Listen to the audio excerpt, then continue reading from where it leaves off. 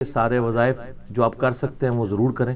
بہرحال بعض اوقات کسی کی مجبوری ایسی ہو سکتی ہے کہ اسے آفس کی مجبوریوں کی وجہ سے یا اپنے کاروبار کی مصروفیت کی وجہ سے یا بچوں کی دیکھ بھال کی وجہ سے ہماری اسلامی بہنوں کو ٹائم نہ ملے، یا بعض اوقات صحت بھی اجازت نہیں دے رہی ہوتی، تو سیم یہی سوال سیدنا علی بن ابی طالب رضی اللہ تعالیٰ عنہ علیہ السلام کی بڑی بہن تھی سیدہ ام ہانی سلام اللہ علیہا، جو نبی علیہ السلام کی کزن لگتی ہیں، مولا علی کی بڑی بہن ہے اور ایجڈ خاتون تھی، نبی علیہ السلام کی بہن ہی لگتی تھی، تو آپ ان کے پاس چلے جایا کرتے تھے۔ تو یہ حدیث سنن نسائی الکبریٰ کے اندر موجود، ہم نے بلو کارڈ کے اندر اس حدیث کا ریفرنس بھی دیا ہوا ہے۔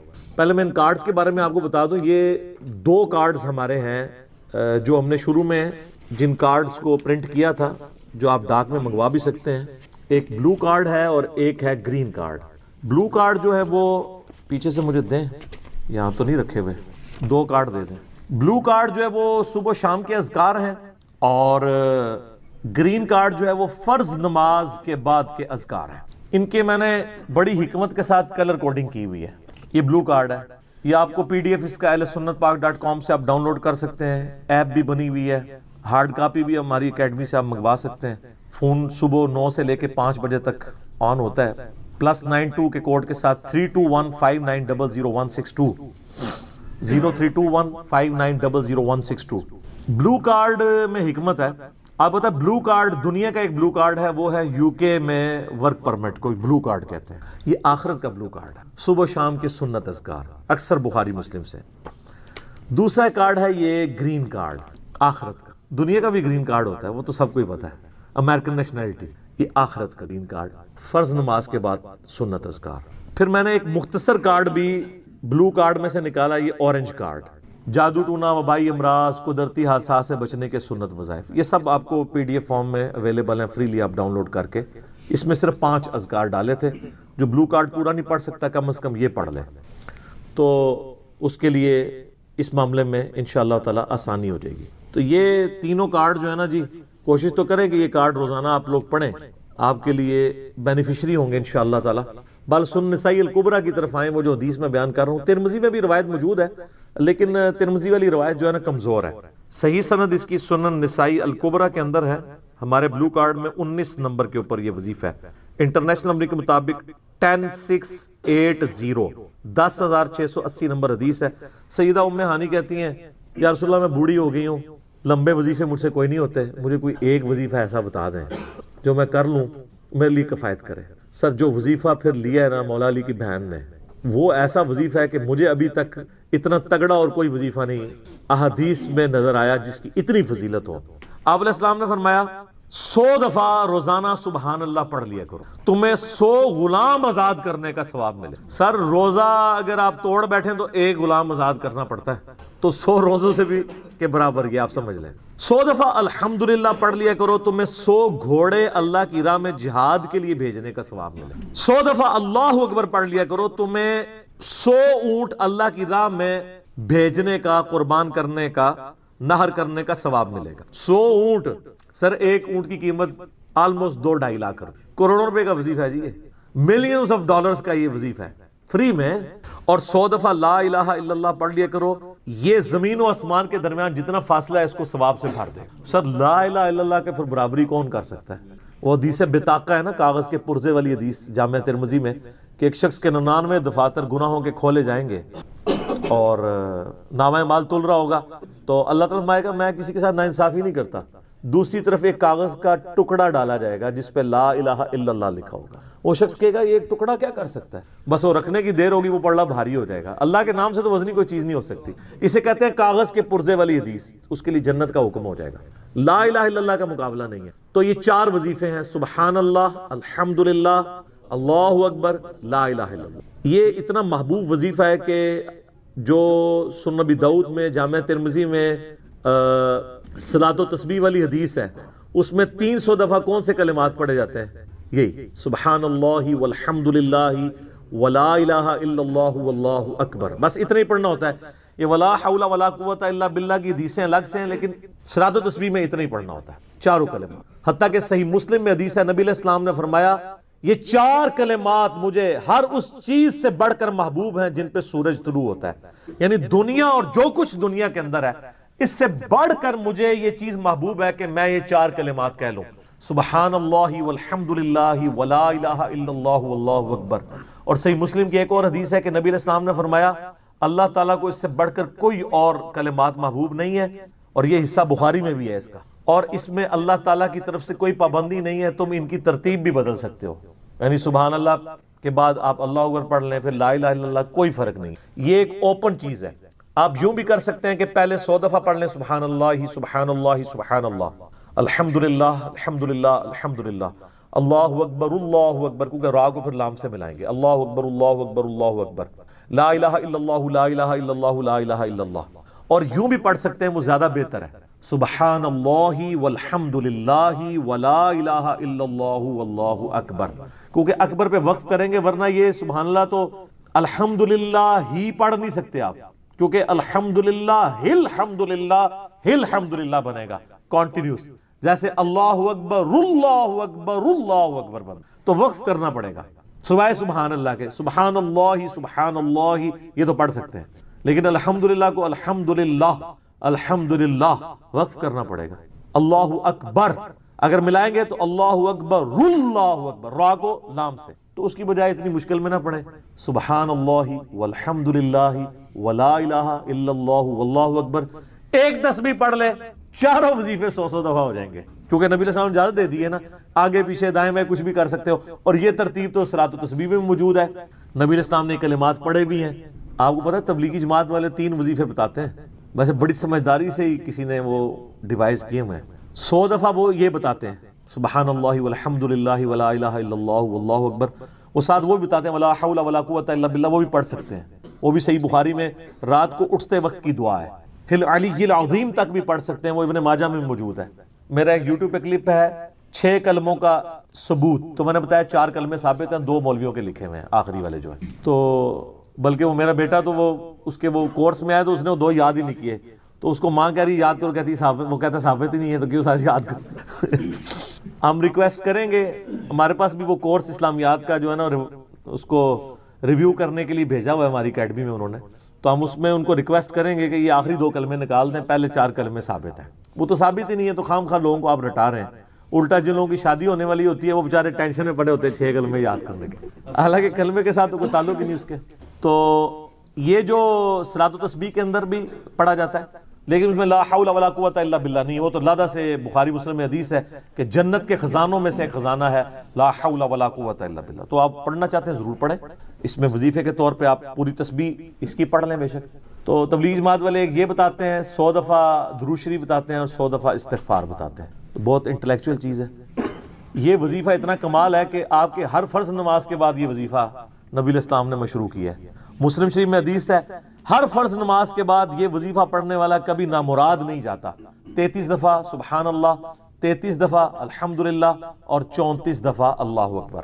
اور ایک حدیث میں ہے مسلم شریف کی کہ جو پڑھے 33 دفعہ سبحان اللہ, 33 دفعہ الحمدللہ, 33 دفعہ اللہ اکبر اور 100 کا عدد پورا کرنے کے لیے پڑھ لے لا الہ الا اللہ وحدہ لا شریک لہ لہ الملک ولہ الحمد وہو علی کل شیء قدیر. 100 کا عدد اس سے بھی پورا کر سکتے ہیں اور 100 کا عدد اللہ اکبر کہہ کے بھی پورا کر سکتے ہیں, تو اس کے سارے گناہ معاف کر دیے جائیں گے, اگرچہ سمندر کی جھاگ کے برابر ہی کیوں نہ ہو. لیکن وہ صغیرہ گناہ, کبیرہ گناہ صرف توبہ سے معاف ہوتے ہیں. وہ صحیح مسلم میں حدیث ہے کہ اگر بڑے گناہوں سے بچا جائے تو ایک جمعے سے دوسرا جمعہ, ایک رمضان سے دوسرا رمضان اور ایک نماز سے دوسری نماز درمیان کے گناہوں کا کفارہ بن جائے گی. لیکن جو نماز ہی نہیں پڑھتا تو جمعہ پڑھتا رہے تو وہ تو بڑے گناہوں سے نہیں بچا ہوا نا. مسلم شریف میں حدیث ہے بندے کے کفر اور اسلام کے درمیان فرق نماز ہے. یہ نہ ہوگا ایک رمضان پڑھ لے, اگر رمضان کے لیے بیچ چلے سارے, نہیں نہ, اس طرح نہیں ہوگا. تو یہ وظیفہ اتنا کمال ہے, بخاری مسلم دونوں میں حدیث ہے. کچھ غریب صحابہ حضور کے پاس ہے, یا رسول اللہ ہر مقابلے میں ہم برابری کر لیتے ہیں امیر اصحاب کی, وہ روزے رکھتے ہیں ہم بھی روزے رکھ لیتے ہیں, وہ نمازیں پڑھتے ہیں ہم بھی نمازیں پڑھ لیتے ہیں, وہ جہاد کرتے ہیں ہم بھی جہاد کر لیتے ہیں. ایک معاملے میں آ کے ہم مارے جاتے ہیں. قرآن میں بار بار ہے اللہ کی راہ میں خرچ کرو, ہم تو خود ہی غریب ہیں, تو آپ ہمیں کوئی اس کا حل تجویز کریں. تو آپ فرمایا میں تمہیں ایک ایسی چیز بتاتا ہوں کہ تم ان کی برابری کر لو گے. تم ہر فرض نماز کے بعد 33 دفعہ سبحان اللہ, 33 دفعہ الحمدللہ, 34 دفعہ اللہ اکبر پڑھ لیا کرو. یہ بخاری مسلم دونوں میں. کچھ دنوں کے بعد پھر وہ حاضر ہوئے. یا رسول اللہ وہ تو امیر صحابہ کو بھی پتہ چل گیا, وہ بھی یہی کچھ پڑھ رہے ہیں. اب ہم کیا کریں؟ تو اسی تک لو جناب, تو اسی گرین کارڈ دے بلو کارڈ دے چکر پہ ہو, دنیا دے آخرت کے نہیں. صحابہ کرام آخرت کے بلو اور گرین کارڈ کی بات کرتے. تو نبی علیہ السلام مسکرائے, آپ نے فرمایا ذالک فضل اللہ یؤتی من یشاء, یہ اللہ کا فضل ہے, میں تو اللہ کا فضل نہیں روک سکتا. ٹھیک ہے نا. تو ظاہر ہے گیون سرکمسٹانسز اللہ کے دیے ہوئے ہیں, اس کے اندر آپ بیسٹ پرفارم کرنے کی کوشش کریں. اللہ کے فضل کو تو کوئی روک نہیں لگا سکتا نا. کوئی یہ نہیں کہہ سکتا کہ جی وہ یعنی تیرے ہوتے جنم لیا ہوتا کیوں نہیں ہوا, ہو سکتا ہے ابو جہل ہی ہوتا. تو جس حال میں اللہ نے رکھا ہے اسی کو آپ بہتر سمجھیں. تو اس طرح کی کئی احادیث ہیں جو ان وظیفوں کو سپورٹ. اچھا, مسلم شریف میں ایک حدیث میں یہ بھی آیا کہ 10 دفعہ سبحان اللہ, 10 دفعہ الحمدللہ اور 10 دفعہ اللہ اکبر. اگر کسی کے پاس ٹائم تھوڑا ہے نا تو فرض نماز کے بعد یہ بھی پڑھ سکتے. 10 دفعہ بھی وظیفہ یہ والا کیا جا سکتا. ایک بڑی دقت انگیز حدیث, ہمارے یوسف بھائی نے اس پہ کلپ بھی بنایا ہے, صفین کی راتوں میں. بخاری مسلم دونوں میں حدیث ہے. مولا علی علیہ السلام خود روایت کر رہے ہیں. وہ کہتے ہیں کہ نبی علیہ السلام کو جب اللہ نے کشادگی دی, کچھ غلام آپ کو گفٹ ملے, تو میں نے فاطمہ سے کہا کہ تم پورا دن گھر کی صفائی کرتی ہو, چکی چلاتی ہو, اس کی وجہ سے ان کے ہاتھ پہ بھی نشان بن گئے تھے. اس طریقے سے سامان اٹھا کے لاتی تھیں تو وہ رسی کے نشان یہاں پڑے ہوئے تھے. تو نبی علیہ السلام سے جا کے جو ہے وہ ایک غلام ڈیمانڈ کر لیتے ہیں جو ہمیں ذرا ہیلپ آؤٹ کر دے گا, جب سب کو مل رہا ہے تو ہمیں بھی مل جائے گا. تو سیدہ فاطمہ حاضر ہوئی. یہ حدیث بخاری میں بھی ہے, مسلم میں بھی. تو حضور علیہ السلام کے پاس گئیں, بات نہیں کر. طبیعت میں تربیت کس کی تھی سر؟ بولڈنس نہیں تھی وہ والی, حالانکہ باپ ہے اور حضور کو پتا تھا اپنی بچی کی عادت. تو وہ گئیں, بات نہیں کر سکی, واپس چلی گئی. تو حضور علیہ السلام محفل برخاست ہوئی, آپ خود آ گئے.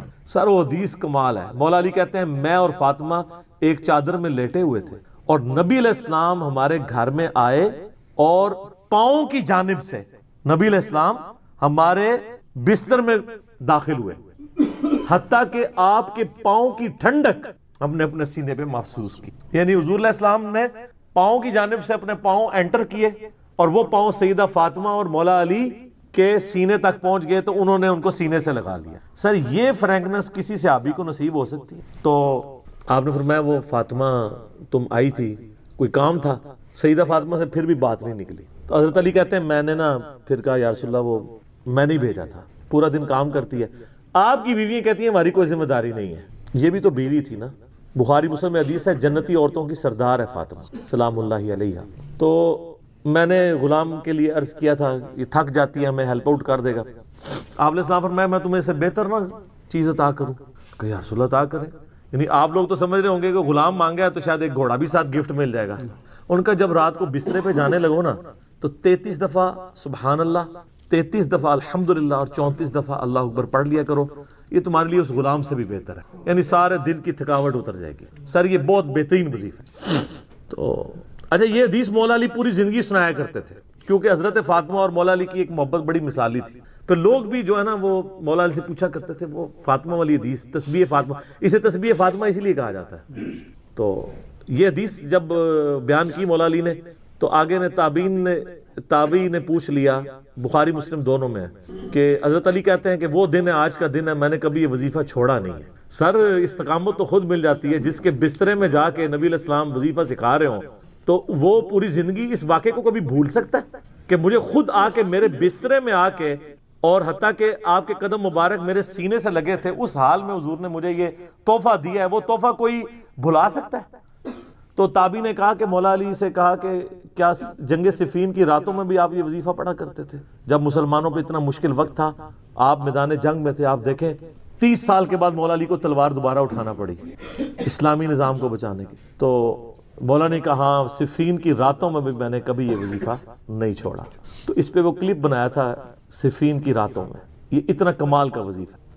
اللہ تعالیٰ ہمیں اس وظیفے پہ استقامت دے, اور کچھ نہ کر سکیں یہ ضرور کیا کریں. بخاری مسلم میں حدیث ہے, عائشہ کہتی ہیں نبی علیہ السلام نے فرمایا کہ اللہ تعالیٰ کو سب سے بڑھ کر محبوب عمل وہ ہے جو مستقل مزاجی سے کیا جائے, خواہ تھوڑا ہی کیوں نہ ہو, بنسبت اس عمل کے جو بہت زیادہ ہو لیکن مستقل مزاجی سے نہ ہو. ایک بندہ ایک دن 1000 دفعہ سبحان اللہ پڑھتا ہے, اگلے دن 10 دفعہ پڑھتا ہے, اس سے بہتر روزانہ ہی 10 دفعہ پڑھ لیں. تو یہ وظیفہ 100 دفعہ پڑھنے کے لیے کوئی زیادہ ٹائم ریکوائرڈ نہیں ہوتا. آپ روٹین میں ہیں, آپ پاس دونوں آپشن ہیں, الگ الگ کر کے پڑھ لیں تب بھی ٹھیک ہے, ایک ہی دفعہ میں پڑھ لیں سبحان اللہ والحمدللہ ولا الہ الا اللہ واللہ اکبر تب بھی درست ہے. اور فرض نماز کے بعد تو اور کوئی وظیفہ، ایک آیت الکرسی والا وظیفہ اور یہ تسبیح فاطمہ والا وظیفہ اور تکبیر بلند کرنا، استغفار پڑھنا، اللہم انت السلام منک السلام، سارے اذکار اس میں لکھے ہوئے.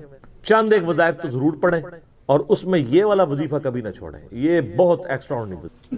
مغرب کی اذانیں شروع ہو چکی ہیں، بقیہ سوالات انشاءاللہ اذان مغرب کے وقفے کے بعد انشاءاللہ. جزاکم اللہ. جامعہ ترمذی میں اور مسند امام احمد میں صحیح سند کے ساتھ یہ حدیث موجود ہے کہ اللہ کے محبوب صلی اللہ علیہ وآلہ وسلم نے فرمایا کہ جو شخص قیامت کو اپنی آنکھوں سے دیکھنا چاہے تو وہ سورۃ التکویر پڑھ لے اور سورہ الانفطار پڑھ لے، یہ دونوں صورتیں آ جائیں گی، اور سورۃ الانشقاق پڑھ لے، وہ اس کے بعد آتی ہے سورۃ المطففین کے بعد. یہ تین صورتیں ایسی ہیں کہ اگر کسی نے قیامت کو اپنی آنکھوں سے دیکھنا ہے، وہ یعنی ویڈیو فلم اس کی دیکھنی ہے قیامت کے دن کا نقشہ، تو ان تین صورتوں کو پڑھ لیں. بڑی جاندار یہ صورتیں ہیں. اللہ کا نام لے کے شروع کرتے ہیں. اعوذ باللہ من الشیطان الرجیم، بسم اللہ الرحمن الرحیم. اذا الشمس کورت، وہ وقت یاد کرو جب سورج کو لپیٹ دیا جائے گا. وَإِذَا النُّجُومُ انْكَدَرَتْ، اور ستارے بکھر جائیں گے. میں نے پہلے بھی عرض کیا قیامت والے دن اللہ تعالیٰ نے گریویٹیشنل فورس کو ڈسٹرب کر دینا ہے، اور اس کا اینڈ رزلٹ یہ ہے کہ پھر گریویٹی اگر ڈسٹرب ہو جائے تو اس کائنات کے اندر جتنے اجرام فلکی ہیں، جتنے بھی سیٹلائٹس ہیں، یہ سب کے سب تباہ و برباد ہو جائیں گے. جتنے بھی سن ہیں، جتنے بھی سورج ہیں، وہ تمام کے تمام اس کی وجہ سے ایک دوسرے میں مل کے ختم ہو جائیں گے. تو وہ وقت یاد کرو جب سورج کو لپیٹ دیا جائے اور ستارے بکھر جائیں. وَإِذَا الْجِبَالُ سُيِّرَتْ، اور پہاڑوں کو اکھیڑ دیا جائے. اس روئے ارض پہ سب سے مضبوط چیز جو ہے نا اللہ کی مخلوقات میں سے، وہ پہاڑ ہے. کوئی بھی جاندار یا ہماری لینگویج میں جو بے جان چیزیں ہیں، چاہے وہ درختوں کی فارم میں ہوں، جاندار چیزیں چاہے جانوروں کی فارم میں ہوں، کوئی بھی اتنی مضبوط نہیں ہے اپنی کنسٹرکشن کے اعتبار سے جتنے پہاڑ ہیں. بلکہ یہ پوری زمین کی ڈائنامک بیلنسنگ ان پہاڑوں کی وجہ سے. تو پہاڑ بھی گریوٹی کی وجہ سے ڈسٹرب ہو کے اون کی طرح بکھر رہے ہوں. جیسے روئی کے ریشے اڑتے ہیں نا جب اس کی دھنائی کی جاتی ہے، تو اس طرح یہ پہاڑ اس زمین کے اوپر تیر رہے ہوں گے. زمین بالکل فلیٹ کر دی جائے گی. اللہم اجرنا من النار، اللہم اجرنا من النار. وَإِذَا الْعِشَارُ عُطِّلَتْ، جب اونٹنیاں، ایسی اونٹنیاں جو کہ پریگننٹ ہوں اور ان کے بچے پیدا ہونے والے ہوں، وہ بھی بکھرتی ہوئی ہر طرف نظر آئیں. عرب کے لوگ اصل میں جو یہ اونٹنیاں تھی نا، جو پریگننٹ اونٹنیاں تھی، جس طرح آج کل ہمارے سب کانٹیننٹ کے معاشرے میں جب بھینس کا بچہ ہونے والا ہوتا ہے تو بڑی اس کو پروٹوکول سے، بڑی حفاظت سے اس کو رکھا جاتا ہے، کیونکہ آمدہ جتنی روزی ہے اسی سے وابستہ ہوتی ہے. تو عرب کے لوگوں میں اونٹ کی بڑی اہمیت تھی. اونٹ کے بغیر تو ان کی زندگی سمجھ لے کسی بھی راستے پہ، سفر پہ گزر نہیں سکتی تھی، کیونکہ اونٹ کو اللہ نے ایسی کوالٹیز دی ہیں جو دنیا میں اور کسی جانور کے پاس نہیں ہے. 1 مہینے تک بغیر پانی پیے وہ سفر کر سکتے. یہ کوالٹی تو کسی بھی جاندار کی نہیں ہے، وہ سٹور کر لیتا ہے پانی اپنے اندر. تو جب اونٹنی جو ہے وہ پریگننٹ ہوتی تھی، حاملہ ہوتی تھی، تو وہ بڑی اس کی حفاظت رکھتے تھے کہ اب اولاد ہوگی اس کی تو ہم نے اس کو آگے لے کے چلنا ہے. تو عرب کے لوگوں کو اسی چیز کی طرف توجہ دلائے گی کہ جس اونٹنی کو تم بڑا ایسٹ سمجھتے ہو اپنی زندگی میں، وہ قیامت والے دن وہ پریگننٹ اونٹنیاں بھی گویا کہ اس طرح بکھر رہی ہوں گی، ان کا مالک بھی ان سے بے خبر ہوگا. اونٹنی ہے کیا، سورہ الحج کے شروع میں آیا کہ جو ماں ہے وہ بھی اپنے بچے کو بھول جائے گی. ہر چیز، ہر انسان نشے کی حالت میں دکھائی دیتا ہوگا، حالانکہ وہ نشے میں نہیں ہوگا بلکہ اللہ کا عذاب شدید ہوگا. یہ سورۃ الحج کی شروع کی آیات ہے. میں نے سورۃ القیامہ میں بھی کور کی تھی، آج کراس ریفرنس کے طور پہ ان کو میں نے صرف کوٹ کر دیا، آپ خود پڑھ لیجئے گا. وَإِذَا الْوُحُوشُ حُشِرَتْ، جب سارے وحشی جانور بھی یکجا کر دیے جائیں گے. یعنی اللہ کا ایسا خوف ہوگا کہ وحشی جانور بھی سہمے میں ہوں گے. ورنہ آپ سوچ سکتے ہیں کہ بکری اور شیر ایک جگہ پہ جمع ہوں اور شیر بکریوں پہ حملہ آور نہ ہو. یہ دوسرے وحشی جانور بھی آپ کو دیکھیں کہ آپس میں لڑتے ہیں. شیر اور چیتوں کی لڑائی ہو جاتی ہے، مگرمچھ اور شیروں کی لڑائی ہو جاتی ہے. یہ سارے لڑنے والے جنگلی جانور بھی قیامت والے دن ایک جگہ جمع ہوں گے، لیکن لڑ رہے نہیں ہوں گے. وہ ایسا خوف کی کیفیت ہوگی کہ وہ بھی ڈر کے مارے سہمے میں کھڑے ہوں. انسانوں کی بھی کیا حالت ہونی ہے، تو وہ وحشی جانور بھی، کیونکہ قیامت الدین ان کو بھی زندہ کیا جائے گا. صحیح مسلم میں حدیث ہے کہ قیامت والے دن اللہ تعالیٰ ایک سینگ والی بکری اور ایک بغیر سینگ والی بکری، جس نے دنیا میں آپس میں لڑائی کی اور سینگ والی بکری نے بغیر سینگ والی بکری کو سینگ مارا، تو اللہ تعالیٰ قیامت والے دن، صحیح مسلم کی حدیث ہے، دونوں کو زندہ کرے گا اور بغیر سینگ والی بکری کو سینگ دیے جائیں گے اور سینگ والی کے سینگ چھین لیے جائیں گے کہ آج تم اپنا بدلہ اتارو۔ بدلے کا دن ہے جی، وہ مالک یوم الدین، قیامت کا دن، بدلے کا دن۔ دنیا میں کسی بڑے سے بڑے بدماش کی بدماشی چل سکتی ہے، لیکن آخرت میں لمن الملک اليوم، آج کے دن کس کی بادشاہت ہے؟ للہ الواحد القہار، اس اکیلے اللہ کی جو سب پہ چھایا ہوا ہے۔ آپ دیکھیں یہ سورۃ المومن کی آیت ہے، اللہ نے قیامت کے دن اپنا نام ہی القہار رکھا ہوا ہے، سب پہ چھایا ہوا۔ تو اللہ تعالیٰ فرماتا ہے اس دن وحشی جانور بھی سہمے ہوئے کھڑے ہوں گے ایک جگہ۔ وَإِذَا الْبِحَارُ سُجِّرَتْ، جب سمندر بھڑکا دیے جائیں گے۔ وَإِذَا دَكَّتِ الْأَرْضُ دَكًّا دَكًّا، آگے جا کے آئے گا نا، زمین کو کوٹ کوٹ کے برابر کر دیا جائے گا، یہ زمین کو فلیٹ کر دیا جائے گا، سارے پہاڑ، اونچی نیچی چیزیں سب ختم کر دی جائیں گی۔ تو ظاہر ہے اس کا اینڈ رزلٹ یہی نکلنا ہے کہ زمین کے اندر جو لاوا ہے وہ باہر آ جائے گا یا ایٹ لیسٹ اوپر آ جائے گا۔ تو یہ جو سمندر ہیں، آپ کو پتا ہے سمندروں کے نیچے بھی آتش فشاں ہیں، بعض اوقات سمندروں کے اندر آتش فشاں پھٹتے ہیں تو ایک نئے نئے جزیرے بھی نمودار ہو جاتے ہیں۔ اکثر ٹی وی پہ خبر بھی آتی ہے کہ فلاں سمندر میں، پیسیفک اوشن میں یا اٹلانٹک کے اندر ایک نیا جزیرہ نمودار ہوا ہے۔ وہ جزیرہ کیسے اوپر آتا ہے؟ نیچے وہ آتش فشاں جو ہے وہ اگلتا رہتا ہے، لاوا، وہ سمندر کے پانی میں ٹھنڈا ہوتا رہتا ہے، وہ لاوا جمع ہو کے ایک پورے کا پورا ایک نیا آئر لینڈ بن جاتا ہے۔ اور وہ آتش فشاں اتنے طاقتور ہیں کہ ان کی وجہ سے بعض اوقات جب پانی کے اندر ابال پیدا ہوتا ہے، جیسا کہ آپ کسی پانی کے برتن میں کوئی پتھر پھینکیں تو اس میں سے لہریں جنریٹ ہوتی ہیں نا، تو اسی طریقے سے سمندر کے اندر جب آتش فشاں پھٹتے ہیں نا تو اس کے جو بڑا بڑا لاوا نکلتا ہے وہ بڑے بڑے پتھروں کی فارم میں بن جاتا ہے، لیکن اس کی وجہ سے زمین کے اس لاوے کی وجہ سے سمندر کے اندر ویوز پیدا ہوتی ہیں، جیسا کہ باہر سے پتھر مارنے کی وجہ سے ہوتی ہیں، چاہے باہر سے پتھر مارا جائے چاہے اندر سے پتھر ہو، تو وہ ایک دفعہ ویوز تو نکلیں گی، اور وہی ویوز ہیں جو سونامی کی شکل میں۔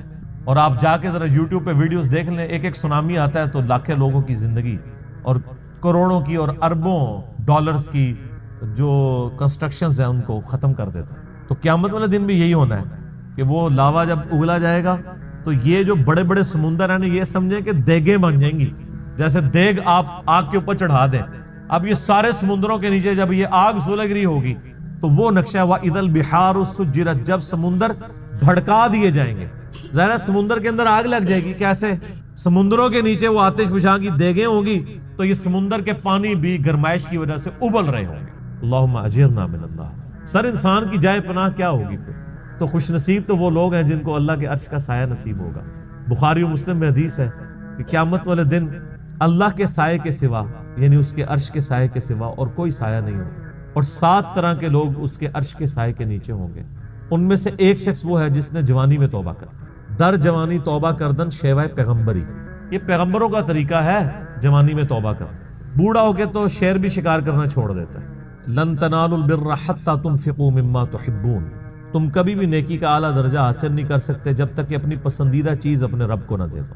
انسان کی زندگی میں سب سے پسندیدہ چیز اس کی جوانی ہے، جو جوانی اپنے رب کو دے دے تو ظاہر ہے وہ پھر اس چیز کا حقدار ہے کہ اسے اللہ کے عرش کا سایہ نصیب ہو۔ اس کے علاوہ بھی اور لوگ ہیں، اگر آپ نے وہ حدیث ڈیٹیل سے پڑھنی ہے تو وہ حدیث بخاری مسلم دونوں میں ہے۔ آپ مشکات کی پہلی جلد میں کتاب المساجد چیپٹر میں چلے جائیں تو یہ آپ کو شروع میں یہ حدیث مل جائے گی، کیونکہ اس میں ایک وہ شخص بھی ہے جس کا دل مسجد میں اٹک رہا ہو، اسی لیے وہ مساجد والے چیپٹر میں لے کے آئے ہیں مشکات والے امام۔ تو اللہ تعالیٰ فرماتا ہے اس دن سمندر بھڑکا دیے جائیں گے۔ وَإِذَا النُّفُوسُ زُوِّجَتْ، اور جب جانوں کو جوڑ دیا جائے گا، یعنی مطلب روح اور جسم کا تعلق قائم کر کے مردوں کو قبروں سے نکال دیا جائے۔ وَإِذَا الْمَوْءُودَةُ سُئِلَتْ، اور جب کہ اس زندہ بچی سے پوچھا جائے گا جسے زندہ دفنا دیا تھا اس کے ماں باپ۔ آپ کو پتا ہے عرب کے لوگ بچی کی پیدائش سے وہ نفرت کرتے تھے، اور آج تک یعنی ہمارے سب کانٹیننٹ کے معاشرے میں وہ فرسودہ نظریات چل رہے ہیں، حتیٰ کہ مسلمانوں کے ہاں بھی چلتے ہیں، ہندوؤں کے ہاں تو بہت زیادہ ہے۔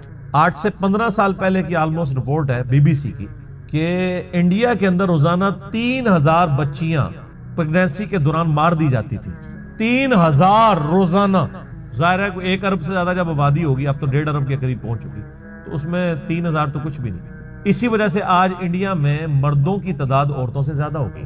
3000 بچے آج بھی وہی چیزیں چل رہی ہیں. اور ہمارے بھی سب کانٹیننٹ کے معاشرے میں, آپ پنجاب کے معاشرے میں تو بالخصوص دیکھ لیں کہ بچی کی پیدائش کو ایک نٹوریس چیز سمجھا جاتا ہے, ماں کے حق میں بھی اور اولاد کے یعنی اعتبار سے باپ کے حق میں.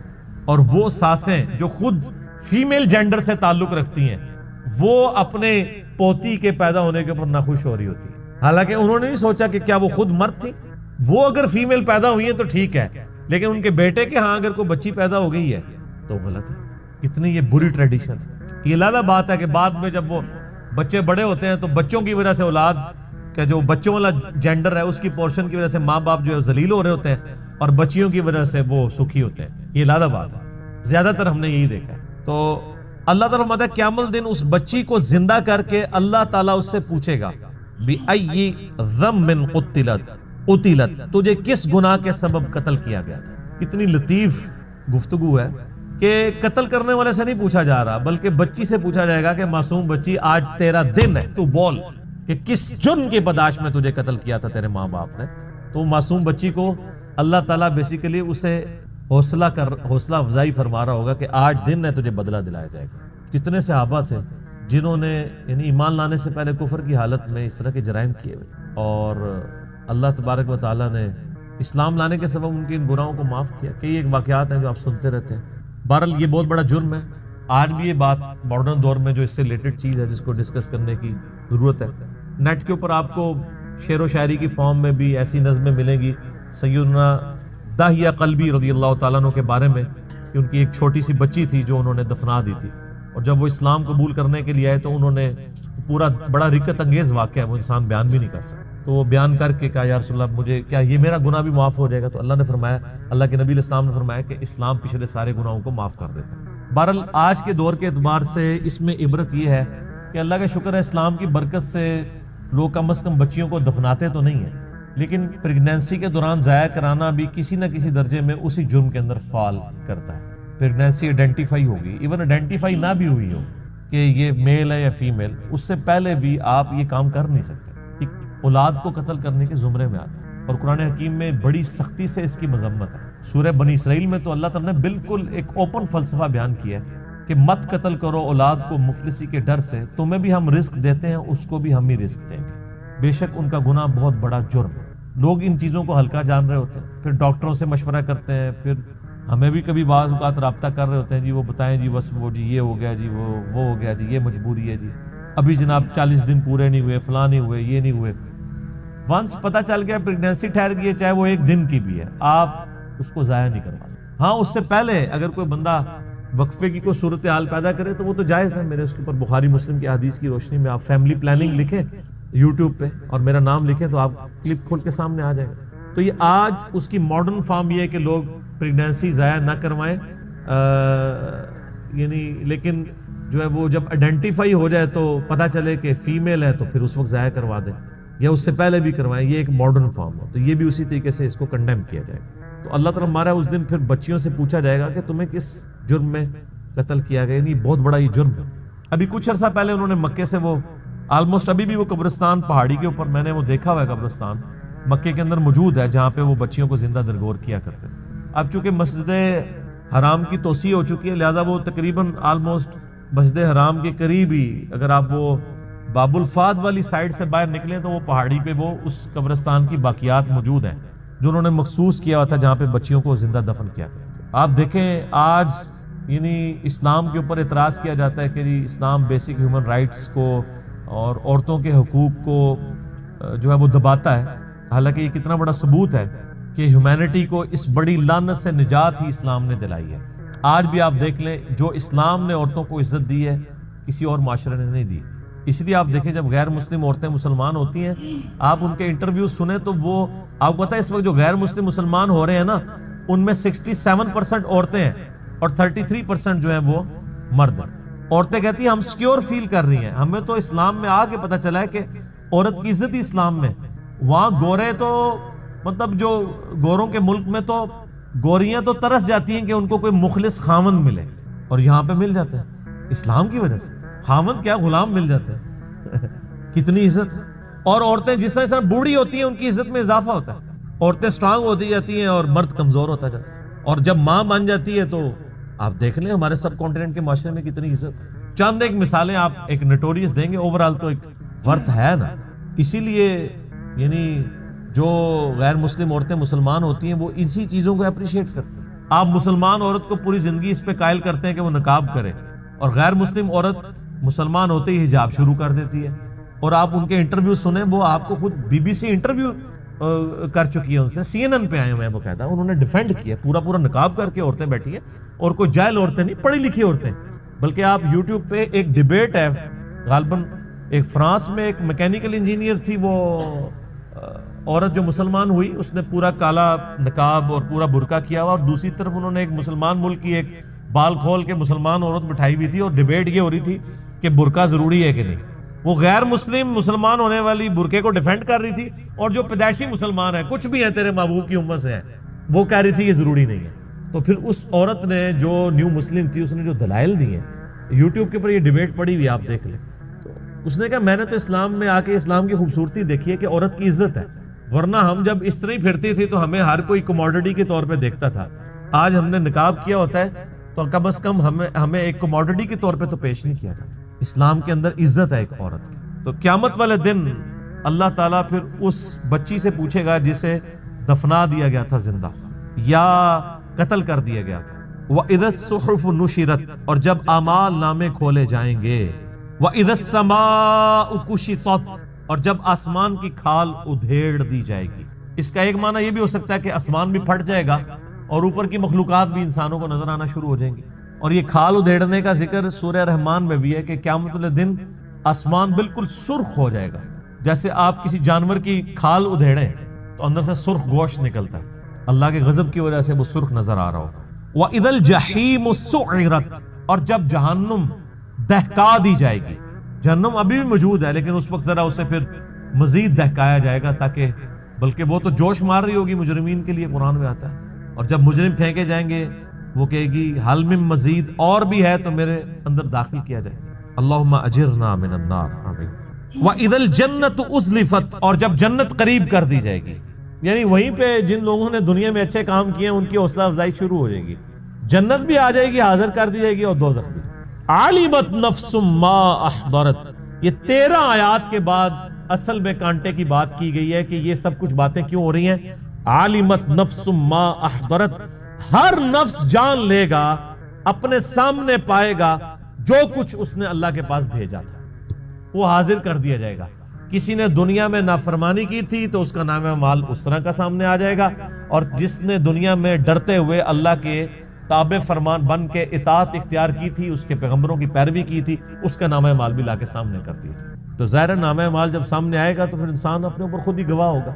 تو سورہ بنی اسرائیل میں آتا ہے کہ جب انسان کا نامہ اعمال سامنے رکھا جائے گا تو وہ اللہ تعالیٰ فرمائے گا آج تو اپنا حساب کرنے کو خود ہی کافی ہے، خود ہی اپنا حساب کر۔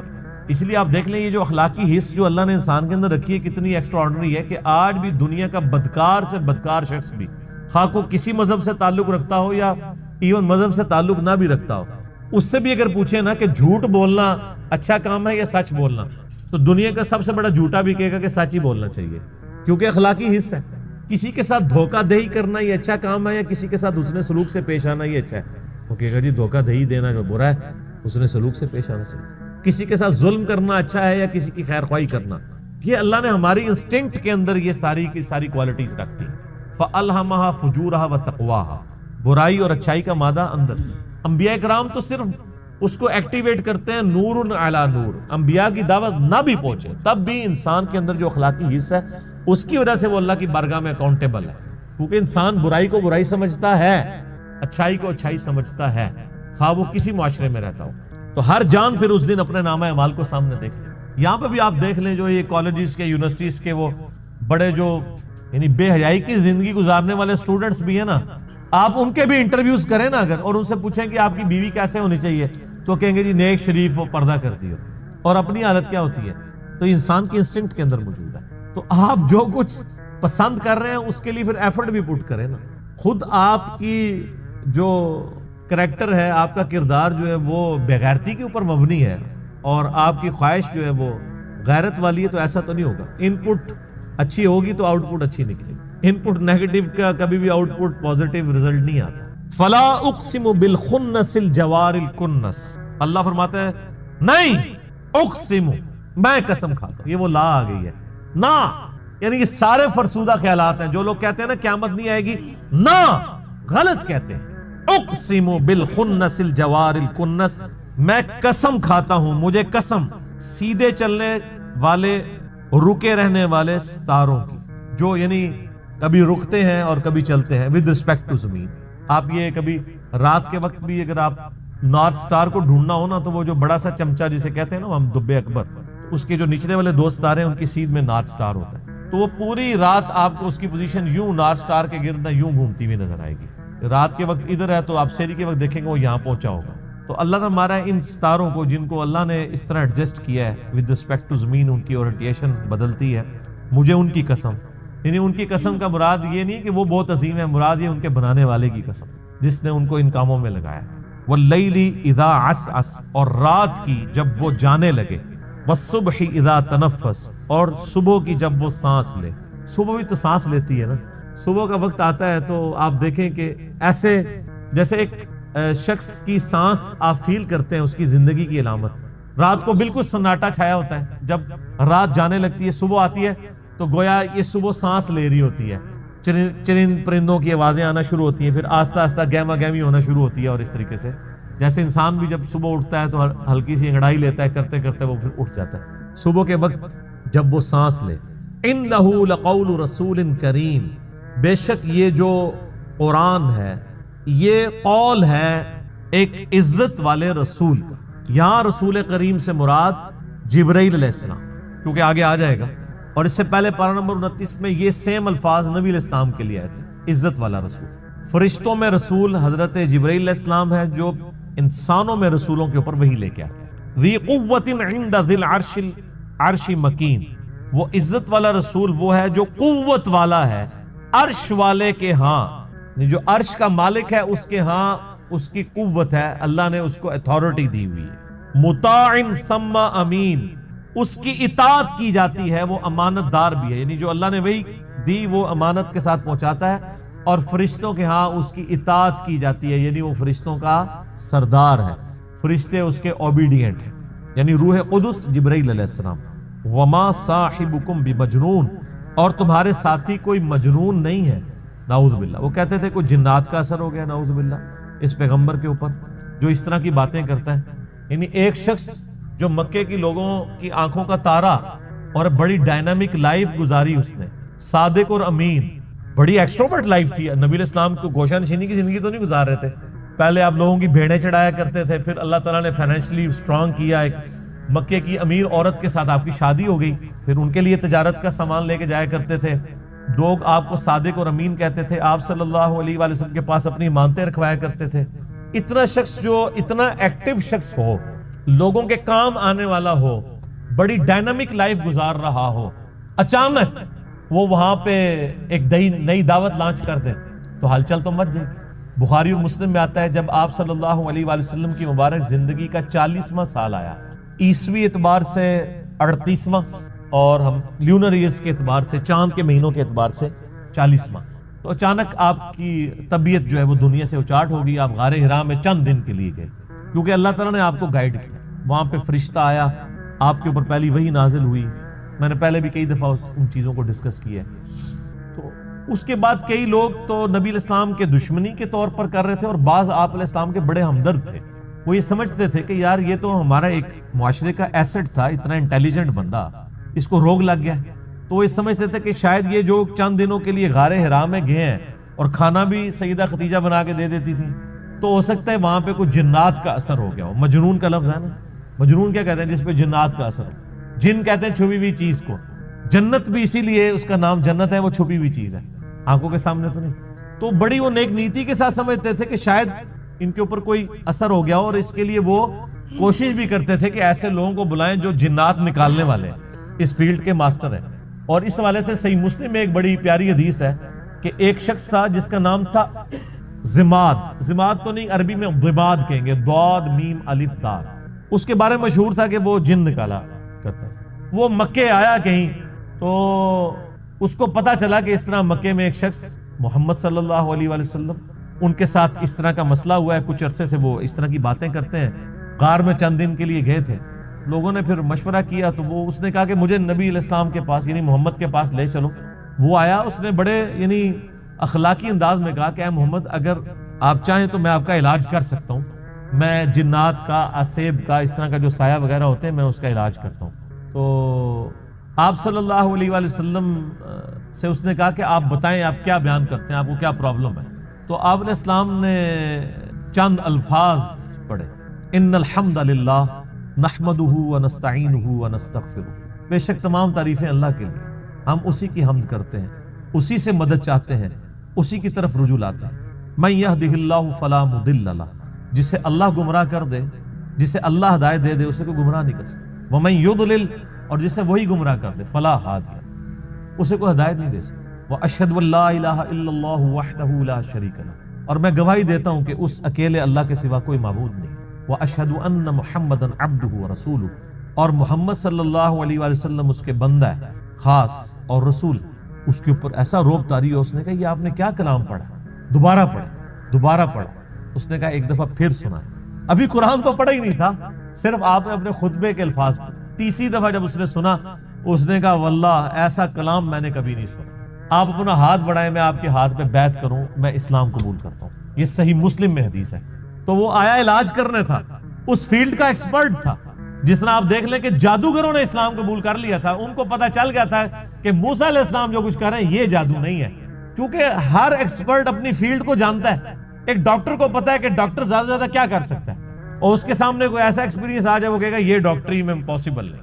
جادوگروں کو بھی پتا تھا کہ جادوگر آنکھوں کا دھوکہ کرتے ہیں، یہ تو فزیکلی کر کے بتا رہا ہے، یہ جادو نہیں. تو جادوگر جن کی بیس پہ فرعون اکڑا ہوا تھا وہ تو مسلمان ہو گئے، اس کے بعد تو فرعون کو ویسے ہی مسلمان ہو جانا چاہیے تھا، لیکن نہیں ہوا، ہدایت اس کی قسمت میں نہیں تھی. یہاں پہ بھی مشرکین عرب جو بار بار کہتے تھے اس پہ جنات کا اثر ہے، جو جنات کا ایکسپرٹ ہے وہ کہہ رہے کہ یہ جنات کا اثر نہیں ہے، اور وہ مسلمان ہو گیا. اس کے بعد گنجائش رہتی تھی کہ مشرکین عرب نبی علیہ السلام پہ ایمان نہ لاتے، لیکن وہ قسمت میں ہدایت. اور لوگ کہتے ہیں جی اللہ کے نبی زندہ تھے، لوگ پتہ نہیں کیوں نہیں بات مانتے تھے. آج اللہ کے نبی کی بات مان رہے ہیں لوگ. وہ تو ان سے بہتر تھے، وہ کافر تھے، کم از کم ڈٹے تو ہوئے تھے نا. یہ مسلمان ہو کے اللہ کے نبی کی بات ماننے کے لیے تیار نہیں ہے. تو میں تو آج کل کے مسلمانوں کو دیکھتا ہوں تو مجھے اندازہ ہو جاتا ہے کہ واقعی یار ایک بندہ نبی کو مان کے بھی نبی کی نہ مانے تو یہ تو بڑا مسئلہ ہے، اور ایک بندہ نبی کو مان ہی نہیں رہا وہ اس کی نہ مانے تو وہ چھوٹا مسئلہ. یہ جو آج کہہ رہے ہوتے ہیں نا جی وہ کاش تیرے زمانے میں ہوتا تو میں تیرے قدموں سے لپٹ جاتا، کبھی میں تیری جوتیوں کا تسمہ ہوتا، یہ کچھ ہوتا، میں کہنا رفع دین پھر بھی نہ تو شروع کرتا. تو کہنا ہم لوگ کہیں گے کہ یار ایک مکیہ میں مارنا ہے. یعنی جو اتنا بزدل ہے آج کے دور میں کہ وہ اپنے نظریات کو قرآن و سنت پڑھ کے چینج کرنے کے لیے تیار نہیں ہے، تو وہ ابو جہل ہی ہوتا. یہ ضروری نہیں ہے کہ تیرے ہوتے جنم لیا ہوتا تو ابو بکر، عمر، عثمان و علی ہوتا رضی اللہ عنہ مجمعین. نہیں، عین ممکن ہے کہ ابو جہل ہوتا، عبداللہ ابن ابی ہوتا. یہ بات کرنا بڑا آسان ہے، تیرے ہوتے جنم لیا ہوتا. یہ ساری کہانی ہے میرے بھائی، یہ بڑا مشکل کام ہے. یہاں پہ آپ دیکھ لیں نبی علیہ السلام کے کارٹون بنتے ہیں تو جنہوں نے داڑیاں نہیں رکھی سب سے پہلے وہ آ کے بینک توڑتے ہیں، شیشے توڑتے ہیں، گاڑیوں کو آگ لگاتے ہیں عشق رسول کے نام. انہی کو کہتے ہیں کہ یار داڑھی رکھ لو، نال ہی ٹھوس. حالانکہ ہونا یہ چاہیے کہ ان کافروں نے نبی علیہ السلام کے جو کارٹون بنائے ہیں اس میں نبی علیہ السلام کی مبارک داڑھی میں بم رکھ کے نا انہوں نے اس طرح کی شکلیں بنائی ہیں. تو پھر جڑا بن نا کہ تو نے میرے نبی کی داڑھی میں بم دکھایا ہے. ابھی تو میں نے داڑھی نہیں رکھی تھی لیکن آج سے میں داڑھی رکھتا ہوں، ایسی کی تیسی تم لوگوں کی. تو کوئی کرنے کے لیے تیار نہیں ہے. یہ مشکل کام ہے. آپ بینک لوٹنا، گاڑیوں کو آگے لگانا، اے ٹی ایم مشینیں اکھاڑ کے لے جانا. ثواب دیکھیں، اے ٹی ایم مشین اکھاڑیں آپ کو پیسے بھی ملے اور ثواب بھی ملے، اور کیا چاہیے. ظاہر ہے یہی کہانی کرائی گئی ہے نا. پاکستان میں تو مولوی یہی پٹی پڑھا رہے ہیں نا. جو بھی اینٹی اسٹیٹ ایکٹیویٹیز پہ علماء ابھار رہے ہیں اپنی عوام کو، وہ یہی کچھ کر رہے ہیں نا. غلامی رسول میں موت بھی قبول ہے، غلامی رسول میں اے ٹی ایم مشین لوٹنا بھی قبول ہے. تو سر پھر ایسی غلامی تو ہر بندہ کرے گا نا. دوویں جہاں دی مٹھے باؤ کہ مشین. رات کے آخری پہر میں بھی تراویح پڑھنے کا یا قیام اللیل کا ایک شغف پایا جاتا ہے عرب ملکوں میں بھی، اور خصوصاً جو لوگ اعتکاف بیٹھے ہوتے ہیں تو وہاں پہ اکثر یہ بحثیں چھڑ رہی ہوتی ہیں کہ جی جنہوں نے آخری پہر اٹھ کے قیام اللیل کرنا ہے وہ ابھی تراویح یا قیام اللیل امام کے ساتھ نہ کریں، کیونکہ پھر وہ رکعتیں بڑھ جائیں گی، اور پھر وطر چھوڑ دیں صبح قیام اللیل کر لیں کیونکہ وطر کو آخری نماز بناؤ. یہ کہانیاں ہر دفعہ آپ کو پتہ ہے, میں نے تو سارے مسالک پھرے ہیں, مجھے کلچرلی پتہ ہے کہ کس کس مسلک کے اندر کون کون سی کہانیاں چل رہی ہوتی ہیں. تو میرے بھائیو, صحیح بخاری اور مسلم کی متفق علیہ حدیث ہے کہ آپ صلی اللہ علیہ وآلہ وسلم نے فرمایا کہ اپنی رات کی آخری نماز کو وطر بناؤ. اور ایک اور حدیث ہے بخاری اور مسلم کی کہ آپ صلی اللہ علیہ وآلہ وسلم نے ارشاد فرمایا کہ رات کی نفلی نماز 2 رکعت ہے. جب تمہیں صبح کا اندیشہ ہو تو 1 رکعت ملا لو, وہ ساری کو تاک کر دے گی, وطر کر دے گی. وطر عربی میں کہتے ہیں تاک کو, آڈ کو انگلش میں. تو صحیح بخاری میں حدیث ہے نا کہ اللہ وطر ہے اور وطر کو پسند فرماتا ہے. یعنی اللہ بھی تو آڈ ہے نا, ایک ہے نا, تو اللہ کو وطر پسند ہے. تو 1 رکعت وہ سب کے سب کو وطر بنا دے گی. یعنی وہ ساری کی ساری نماز جو ہے وہ ایون میں جب آپ 1 رکعت ایڈ کریں گے وہ خود بخود آڈ بن جائے گی. کیونکہ عشاء کے 4 فرض ہیں, اس کے بعد 2 سنتیں ہیں. عشاء سے پہلے 2 سنتیں بھی پڑھ سکتے ہیں, 4 بھی پڑھ سکتے ہیں, 6 بھی, جتنے مرضی پڑھیں. پہلے والی تو کوئی قید نہیں ہے. وہ ساری نماز رہتی تو ایون ہی ہے. وہ وطر ہی اس کو پوری نماز کو طاق کرتا ہے, آڈ کر دیتا ہے, وطر کر دیتا ہے. تو اب یہ جو حدیث ہے کہ اپنی رات کی آخری نماز کو وطر بناؤ, اس کے 2 مطلب ہو سکتے ہیں. ایک تو ڈائریکٹ مطلب ہے کہ وطر آخر میں ادا کرو, اور اس کو سپورٹنگ وہ حدیث بھی ہو جاتی ہے کہ 2 جمع 2 جمع 2 اینڈ پہ 1 پڑھ لو. لیکن اس میں الفاظ ہے کہ جب صبح کا اندیشہ ہو جائے, یعنی یہ بالکل آخری پیر میں. تو ظاہر جب آپ آخری پیر میں اٹھے ہوئے ہیں اور آپ نے رات کو وطر نہیں پڑھا ہوا تو وطر تو اینڈ بھی پڑھنا چاہیے. بالکل ٹھیک ہے. دوسرا معنی اس کا یہ ہو سکتا ہے کہ اپنی رات کی نماز کو وطر بناؤ, یعنی الٹیمیٹلی تمہاری نماز رات کی طاق ہی ہونی چاہیے at the end of the day یا at the end of the night. یہ جو دوسرے والا مطلب ہے نا, یہی صحیح مطلب ہے. پہلے والے مطلب کو احادیث سپورٹ نہیں کرتی. اگرچہ الموطا امام مالک میں عبداللہ بن عمر رضی اللہ تعالیٰ عنہما کے بارے میں آتا ہے کہ اگر وہ رات کو عشاء کی نماز کے ساتھ وطر پڑھ لیتے تھے نا, اور پھر وہ رات کو اٹھتے تو وہ 1 دفعہ اور وطر پڑھتے تاکہ رات کو کی نماز کو ایون کر دیں. اس کے بعد پھر وہ دوبارہ سے نوافل پڑھنا شروع کر دیتے جتنے بھی توفیق ہو, اور اینڈ پہ جا کے دوبارہ سے وطر پڑھ لیتے.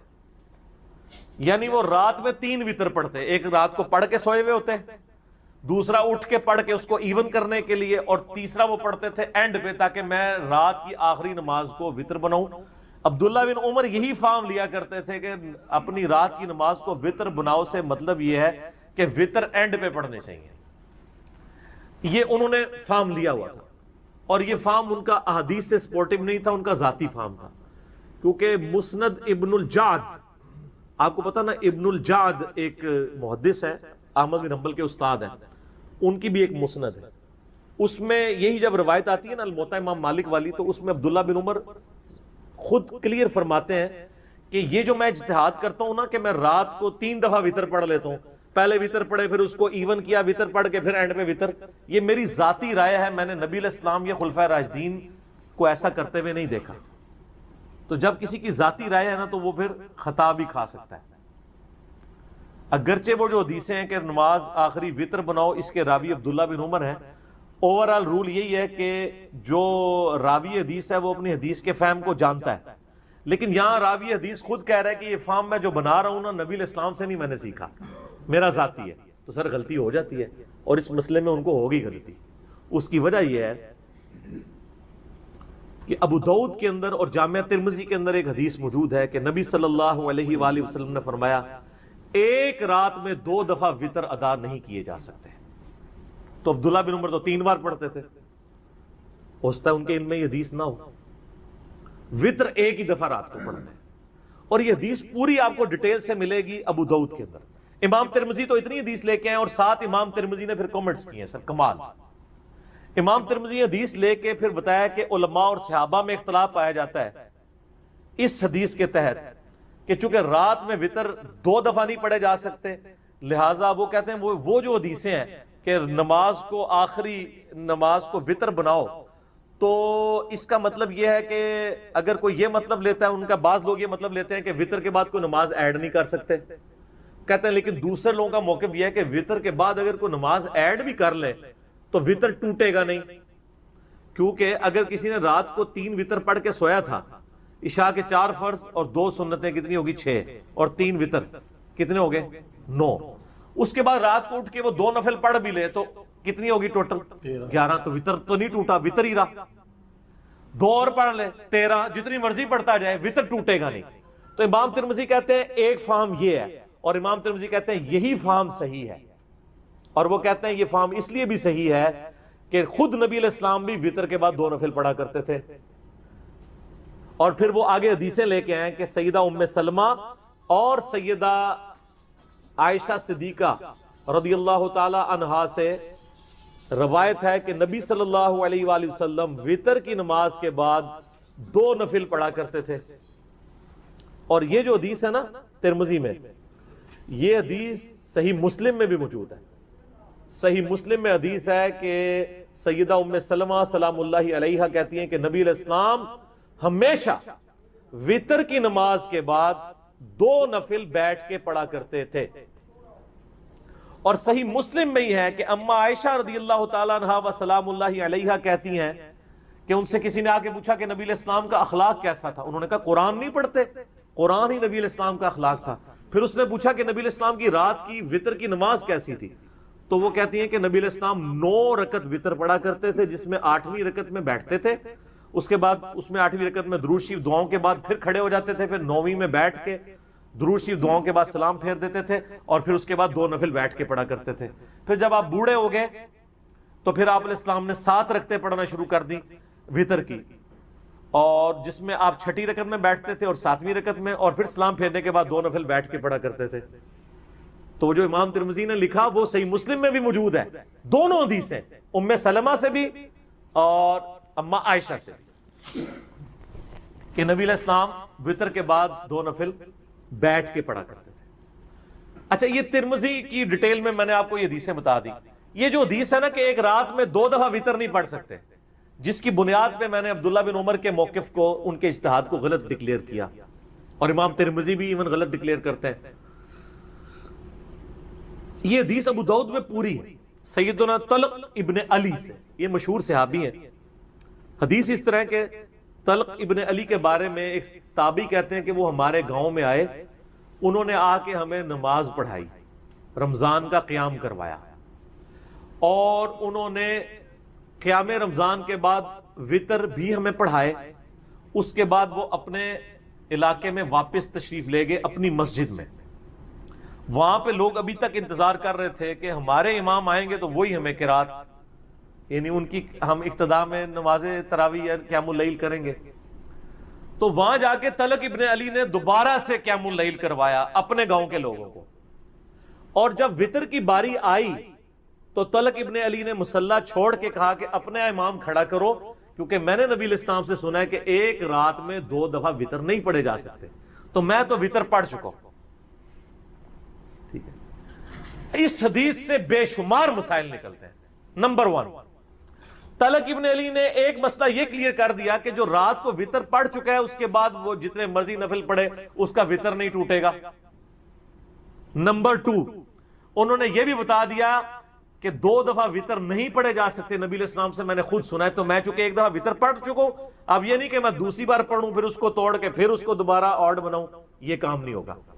اور نمبر 3، قیام اللیل کی تعداد کے بارے میں کوئی جھگڑا نہیں ہے۔ اگر اہل حدیث کہتے ہیں جو 11 سے زیادہ رکعتیں نہیں پڑھنی ہے، تو چلیں ہم مان لیتے ہیں کہ طلق ابن علی نے 11 رکعتیں پڑھائی تھی ادھر، تو 8 پھر آگے پیچھے پڑھائیں گے، کتنی ہوگی؟ 19-20 نیڑے پہنچ ہی گئے نا۔ تو یہ تراویح کے مسئلے میں کوئی اختلاف نہیں کرنا چاہیے، کوئی 20 پڑھنا چاہتا ہے 20 پڑھے، اور یہ جو جھگڑا بنایا نا کہ جی وہ نبی علیہ السلام سے 11، ہم کہتے ہیں عمومی عمل 11 ہی ہے، لیکن اگر کوئی 11 سے زیادہ پڑھ لیتا ہے نا تو صحابہ کرام اس کے جواز کے قائل ہیں۔ اسی لیے آپ کو یعنی تابعین میں 40 رکعت تک، امام مالک تو 40 رکعت کے قائل ہیں، تبع تابعی ہیں، اور وہ قائل ہیں عطا بن ابن ابی رباح سے، وہ 20 رکعت پڑھا کرتے تھے۔ اس طرح کئی اور تابعین ہیں جو 40 رکعت بھی پڑھا کرتے تھے۔ یہ نفلی عبادت ہے، اس میں کوئی جھگڑا نہیں۔ اور پھر وہ کہتے ہیں نہیں، والے حدیث کہتے ہیں نہیں جی جماعت کے ساتھ آپ 11 رکعت پڑھیں، بغیر جماعت کے پڑھ لیں. تو یہاں تو طلق ابن علی نے دونوں جگہ جماعت کروائی ہے اور پیچھے نہیں پڑھی، خود پڑھائی ہے.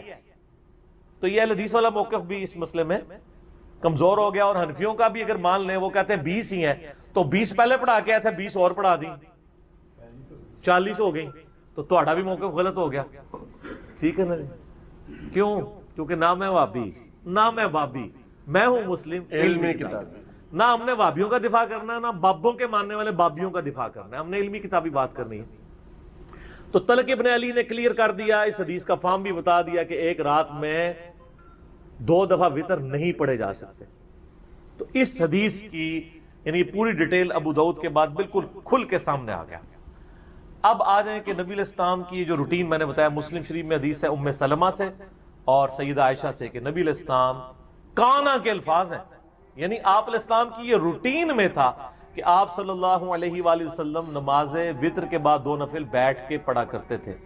ان وتروں کے بعد 2 نوافل کی فضیلت کیا ہے؟ اور نبی علیہ السلام تو بیٹھ کے پڑھتے تھے، لیکن ہمیں کھڑے ہو کے پڑھنی چاہیے. یہ پوری ڈیٹیل انشاءاللہ میں یہ اذان عصر کے وقفے کے بعد انشاءاللہ تعالی ڈسکس کروں گا انشاءاللہ. وقفے سے پہلے میں نے عرض کیا تھا کہ آپ صلی اللہ علیہ وآلہ وسلم یہ 2 نوافل بیٹھ کے پڑھا کرتے تھے. صحیح مسلم میں 2 روایتیں ہیں، سیدہ ام سلمہ سے بھی اور سیدہ عائشہ سے بھی. اور امام نسائی رحمۃ اللہ علیہ نے بھی سنن نسائی کے اندر یہ حدیثیں لی ہیں اور اس کے اوپر باب باندھا ہے انہوں نے کہ نماز وتر اور فجر کے درمیان نوافل پڑھنے کا جواز. انہوں نے فارم بھی لکھ دیا ہے، وہ کہتے ہیں سلف کا فارم. تو انہوں نے یہ فارم ثابت کی ہے. جواز کیا، سنت، انہی احادیث کو انہوں نے دلیل بنایا. اب بیٹھ والا مسئلہ کہ کھڑے ہو کے پڑھنا ہے یا بیٹھ کے. دیکھیں صحیح بخاری میں حدیث ہے، نبی علیہ السلام نے فرمایا جو شخص کھڑے ہو کے نماز پڑھتا ہے نا، اس کے مقابلے میں جو بیٹھ کے پڑھتا ہے اس کو آدھا ثواب ملتا ہے، اور جو لیٹ کے پڑھتا ہے اس کو بیٹھنے سے بھی آدھا ملتا ہے. مجبوری کی وجہ سے بعض اوقات کرنا پڑ جاتا ہے، لیکن اگر مجبوری نہ ہو، جو کھڑے ہو کے نماز پڑھ سکتا ہے اسے کھڑے ہو کر ہی پڑھنی چاہیے. رہا نبی علیہ السلام کا معاملہ، یہ صوفیاء نے زیادہ ہنگامہ کھڑا کیا. آپ نے دیکھا ہے کہ جو صوفیاء کے ماننے والے ہیں وہ ضد کرتے ہیں کہ وہ وتر کے بعد 2 نفل بیٹھ کے پڑھتے ہیں، کہتے ہیں سنت ہے، لیکن حکم جو ہے وہ سنت پہ فوقیت رکھتا ہے. صحیح مسلم میں حدیث ہے، عبداللہ بن عمر بن عاص کہتے ہیں کہ میں نے نبی علیہ السلام کو دیکھا کہ آپ بیٹھ کے نفل پڑھ رہے ہیں، تو میں آپ کے قریب گیا، آپ کے ماتھے پہ ہاتھ رکھا میں نے. یہ سنت بھی ہے کسی کی طبیعت چیک کرنے کے لیے. تو ان کا نبی علیہ السلام نے فرمایا کہ عبداللہ کیا کر رہے ہو؟ کہا یا رسول اللہ میں نے آپ سے یہ بات سنی ہے کہ جو بیٹھ کے نوافل پڑھتا ہے اس کو آدھا ثواب ملتا ہے، تو میں چیک کروں کہ آپ بیمار تو نہیں جو بیٹھ کے پڑھ رہے ہیں. تو آپ علیہ السلام فرمایا میں بیمار نہیں ہوں، لیکن میں تم لوگوں کی طرح نہیں ہوں، مجھے اللہ تعالیٰ بیٹھ کے بھی مکمل نماز کا ثواب عطا فرماتا ہے. یہ آپ کی خصوصیت ہے. جیسا کہ صحیح بخاری اور مسلم میں آتا ہے کہ نبی علیہ السلام نے فرمایا کہ ہم انبیاء کی آنکھیں سوتی ہیں، دل جاگتا رہتا ہے، نبیوں کے وضو نہیں ٹوٹتے سونے سے. سیدہ عائشہ کہتی ہیں کئی بار نبی علیہ السلام یعنی نوافل پڑھ کے تہجد کے لیٹتے، میں آپ کے خراٹوں کی آواز بھی سنتی، پھر اٹھ کے اسی طریقے سے نماز کے لیے چلے جاتے. تو میں کہتی یا رسول اللہ وضو تو فرمایا کہ ہمارے دل جاگتے رہتے ہیں، آنکھیں سوتی ہیں. تو وضو کے ٹوٹنے نہ ٹوٹنے کا احساس انبیاء کو نیند میں بھی ہو جاتا ہے. ان کی غفلت ویسی نہیں ہوتی جس طرح کی ہماری ہوتی ہے. تو یہ نبی علیہ السلام کی خصوصیت ہے. تو چونکہ آپ علیہ السلام خود کہہ رہے ہیں کہ کھڑے ہو کے پڑھنا پورا ثواب ہے، بیٹھ کے آدھا ہے، تو لہٰذا اب اس کی پلی نہیں لینی چاہیے. ہم تو الحمدللہ کھڑے ہو کے ہی پڑھتے ہیں نوافل کو، ظاہر پورا ثواب کمانا چاہیے. یہ بہت بڑی ایک فضیلت ہے، اور اس کی فضیلت سن لیں. سنن دارمی کے اندر حدیث ہے صحیح سند کے ساتھ. یہ حدیث صحیح ابن حبان میں بھی موجود ہے، صحیح ابن خزیمہ میں بھی موجود ہے کہ نبی صلی اللہ علیہ وآلہ وسلم نے فرمایا کہ رات کی بیداری ایک مشکل کام ہے. خصوصاً سفر کے کانٹیکسٹ میں آتا ہے. سفر میں تو بندہ تھکا ہوتا ہے. رات کی بیداری ایک مشکل کام ہے. جب تم وتر پڑھ چکو تو 2 رکعت پڑھ لیا کرو. اگر رات کے آخری پہر تمہاری آنکھ نہ بھی کھلی تو اللہ تعالیٰ تمہیں رات کے آخری پہر اٹھ کے جو نماز پڑھنے کا ثواب ہے وہ عطا فرما دے گا. سبحان اللہ، کتنی بڑی آسانی ہے. میرے جیسے کمزور لوگوں کے لیے تو بہت بڑی آسانی ہے. اسی لیے سر ہم پڑھتے ہیں اور لوگوں کو ترغیب بھی دلاتے ہیں. کہ یار مفت میں آپ ثواب لیں نا. صحیح بخاری اور مسلم کی حدیث ہے, اما عائشہ کہتی ہیں کہ نبی علیہ السلام وتر کی نماز بعض اوقات عشاء کی نماز کے ساتھ ہی پڑھ دیتے تھے, بعض اوقات آدھی رات کو اٹھ کے پڑھتے تھے, بعض اوقات رات کے آخری پہر. تینوں طریقے سے سنت ہے. کتنی آسانی ہے دین کے اندر. آپ چاہے ساتھ ہی پڑھ لیں, رات کے یعنی بیچ میں یا اینڈ, اور جس کو خدشہ ہے کہ وہ صبح نہیں اٹھ سکتا وہ رات کو پڑھے. صحیح بخاری و مسلم کی حدیث سے حضرت ابو ہریرہ کہتے ہیں مجھے نبی علیہ السلام نے وصیت کی تھی 3 کاموں کی. نمبر 1, رات کو سونے سے پہلے وتر پڑھ لینا. نمبر 2, اشراق کی نماز پڑھنا. اور نمبر 3, مہینے میں 3 روزے. تو یہ انہوں نے اپنی روٹین میں 3 کام رکھے ہوئے تھے. تو وہ تو سونے سے پہلے ہی وتر پڑھ لیتے تھے. تو آپ وتر شروع میں پڑھ سکتے ہیں, بیچ میں بھی, اینڈ میں بھی. اور ایک بڑی رکت انگیز حدیث ہے سنن نبی داؤد کے اندر, سنن نسائی ابن ماجہ میں بھی موجود ہے. ایک تابعی آتا ہے سیدہ عائشہ کے پاس سلام اللہ علیہا اور کہتا ہے کہ اماں جان یہ بتائیے کہ نبی علیہ السلام جو غسل جنابت ہے, جنوبی ہونے کے بعد جو غسل ہے, یہ رات کے ابتدائی حصے میں کرتے تھے یا آخری پہر میں اٹھ کے؟ ان کا بیٹا کبھی رات کے ابتدائی حصے میں کر لیتے تھے اور کبھی آخری پہر میں بھی اٹھ کے, یعنی کوئی ایسا مسئلہ نہیں ہے, آپ ڈیلے کر سکتے ہیں, بس نماز قضا نہ ہو. تو اس نے کہا اللہ اکبر سبحان اللہ و بحمدہ, تمام تعریفیں اللہ کے لیے جس نے دین میں اتنی آسانی رکھی ہے. چاہے تو اسی وقت غسل کر لو, چاہے فجر سے جسٹ پہلے کر لو. پھر اس نے کہا اماں جان یہ بتائیے کہ نبی علیہ السلام, تو یہ چھوٹے چھوٹے اذکار ہیں, ان کو پڑھ کر آپ اتنی بڑے فضائل حاصل کر سکتے ہیں جو آپ زیادہ ایفرٹ پٹ کر کے بھی حاصل نہیں کر سکتے. تو 1.25 لاکھ دفعہ آیت کریمہ آپ کو پڑھنے کی ضرورت ہی نہیں بھائی. آیت کریمہ اگر آپ صبح و شام 1 دفعہ پڑھ لیتے ہیں, ہر دعا کے ساتھ 1 دفعہ پڑھ لیتے ہیں, اور واقعتاً اس کا فہم اپنے ذہن میں رکھتے ہوئے گاڈ اورینٹڈ ہو کر, اور سید الاستغفار ہے یہ, اس سے بہتر کوئی استغفار کا سیگا نہیں ہو سکتا. قرآن میں رپورٹ ہوا, اور نبی اسلام جامع ترمذی میں حدیث ہے, کہہ رہے ہیں کہ جو بھی یونس کی دعا کے ذریعے اللہ کی طرف متوجہ ہو, اللہ تعالیٰ اسے کبھی محروم ہی نہیں لوٹائے گا. اب یہ مختصر سا وظیفہ جو لوگ پوری زندگی سے پڑھتے رہتے ہیں نا, اسے یہ نہیں پتا کہ اس کا مطلب کیا ہے. لا الہ الا انت سبحانک انی کنت من الظالمین. اور ان کے بھائی نے مجھے خود کہا کہ وہ یہ دعا کرتے ہوئے ساتھ پنجابی میں اپنی نیٹو لینگویج میں اس کو بیان بھی کر رہے تھے کہ اے اللہ تو تو پاک ہے, تو تو غلطی نہیں کرے گا, میں انسان ہوں, میں مانتا ہوں میں غلطی کر سکتا ہوں, مجھے معاف کر دے.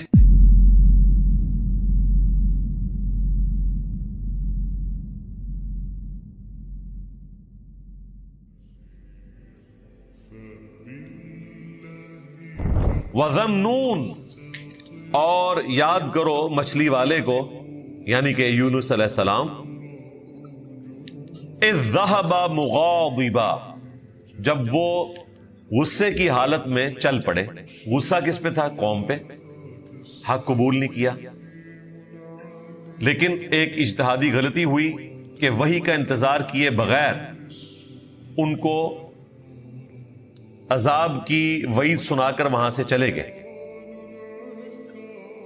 اب ایک پیغمبر کے شان شان نہیں تھا کہ وہ وحی کا انتظار کیے بغیر خود سے اجتہاد کر کے وہاں سے نکل جائے. بس یہ جو ان کی اجتہادی غلطی تھی امت کے حق میں یہ کریڈٹ ثابت ہوئی, ان کا ڈیبٹ. اور سورہ یونس میں ہم پڑھ چکے ہیں کہ کبھی ایسا نہیں ہوا کہ کسی قوم کے لیے عذاب کے آثار نمایاں ہو جائیں اور ان سے وہ عذاب ٹل جائے سوائے قوم یونس کے. 1 لاکھ سے زیادہ وہ لوگ تھے, قرآن میں آیا. اللہ تعالیٰ نے ان سب کو توبہ کی توفیق دی. دیکھیں وہ تو سمجھ لیں کہ جہنمیوں سے سیدھے جنتی بن گئے, کیونکہ عذاب کے آثار آنے کے بعد تو ان سے پہلے بھی قومیں اسلام قبول کر چکی تھی. فرعون نے اسلام قبول کر لیا تھا, لیکن اس وقت موت کو سامنے دیکھ کر اسلام قبول نہیں ہوتا, اللہ تعالیٰ اسے ایکسیپٹنس نہیں دیتا. قوم یونس کو اللہ تعالیٰ نے ایکسیپٹنس دے دی اور ان سب کے سب لوگوں نے اسلام قبول کیا. وہ تو کنکلوڈ کر بیٹھے تھے, دوسری طرف ان کو اجتہادی غلطی کے اوپر اللہ تعالیٰ نے آزمائش میں ڈالا. جس کشتی میں وہ سوار تھے اس میں طوفان آ گیا. وہ سب لوگ اپنے اپنے خداؤں کو یاد کرنا شروع ہو گئے. بیچ میں عبرانی یہی تھے بنی اسرائیل میں سے. ان کو تو پتا چل گیا کہ یہ تو اب طوفان ٹلنے والا نہیں ہے. وہ لوگ قرآن اندازی کیا کرتے تھے. 3 دفعہ قرآن نکالا, تینوں دفعہ ان کے نام نکلا. پہلی دفعہ نکلا تو لوگوں نے کہا نہیں, اس طرح کی کوئی غلط چیز ان میں تو ہمیں نظر نہیں آتی ہے. 3 دفعہ جب قرآن ان کے نام پہ نکلا تو یونس علیہ السلام نے کہا مجھے ہی تم اب سمندر میں ڈالو گے تو ہی اس کشتی کو نجات ملے گی, کیونکہ ظاہر ہے کہ میں اپنے رب کی وحی کا انتظار کیے بغیر نکلا ہوں. ان کے ہاں یہ مشہور تھا کہ جو غلام آقا کی اجازت کے بغیر نکلتا ہے اور وہ کسی کشتی میں سوار ہوتا ہے تو وہ کشتی پھنس جاتی ہے طوفان میں. تو بات تو صحیح تھی, حضرت یونس علیہ السلام اپنے رب کی اجازت کے بغیر نکلے تھے, وحی کا انتظار کیے بغیر.